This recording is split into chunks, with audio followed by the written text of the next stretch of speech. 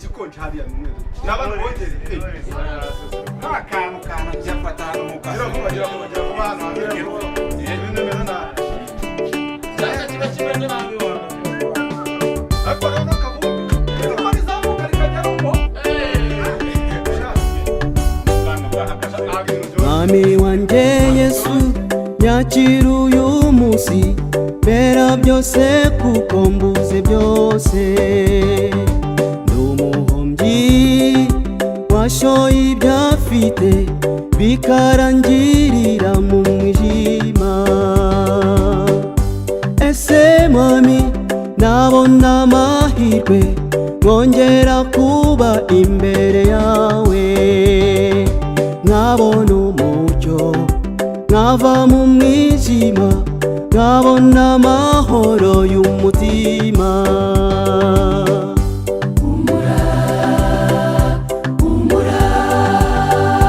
humura Yesu ateze ibiganza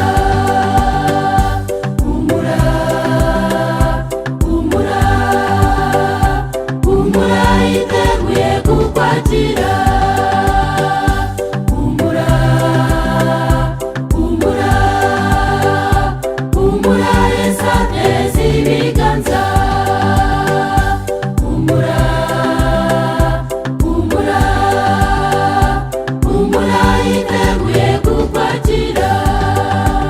ese Mana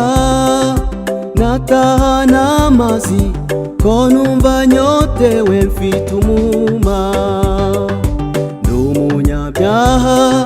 ibicumuro byanjye byanteye kugira inyota nyinshi Mana nyumva dore nkuri imbere reka nahana umugisha wawe ndicuza rwose ngirira impuhwe niringiye imbabazi zawe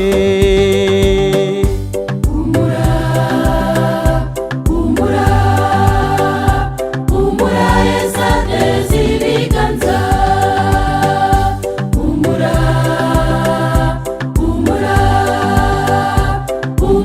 yiteguye kukwakira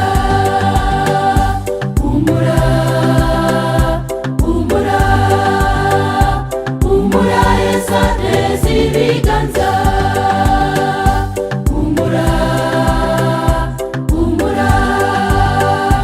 humura yiteguye kukwakira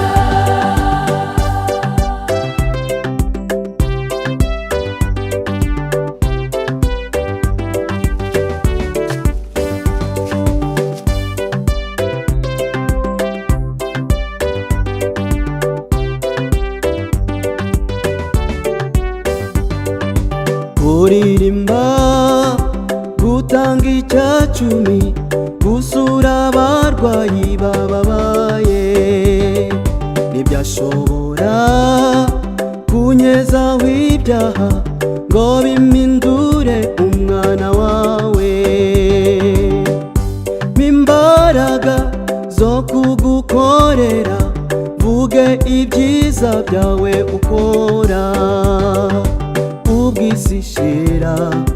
munambeho Mwami kugeza igihe uzagarukira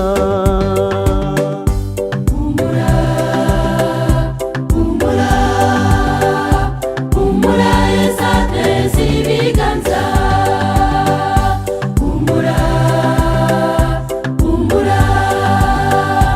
humura yiteguye kukwakira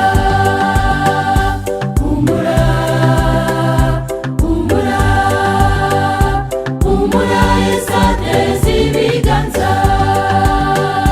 humura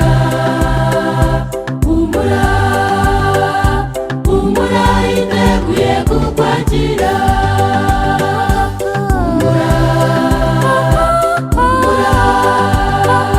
humura Yesu ateze ibiganza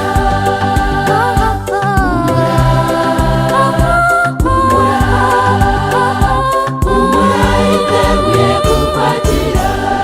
uhora utwitaho kuje ko bukeye waduhaye ijambo ryawe waduhaye ibintu byose kugira ngo twe mu itorero ryawe turi abana bawe, turakwinjiza kugira ngo udufashe. Dore habonetse abana bawe, habonetse none abamuha inzoga. Mu izina rya Yesu turabasengeye kugira ngo ibyo bintu byose babireke mu izina rya Yesu, binjire mu iterero ry'Imana, dufatanye kuvuga ubutumwa, dutegutse kuza kwawe. Amen.